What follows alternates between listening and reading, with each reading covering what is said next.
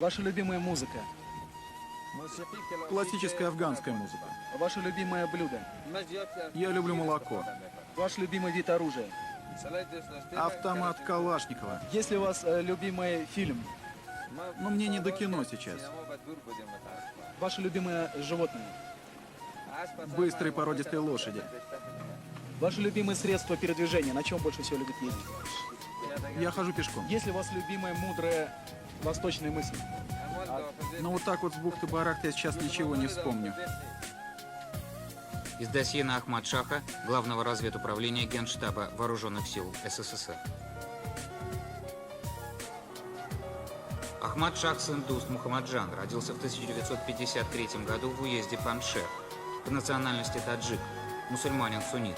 Окончил теологический столичный лицей Абу Ханифия, учился в Кабульском университете, где и вступил в организацию «Мусульманская молодежь».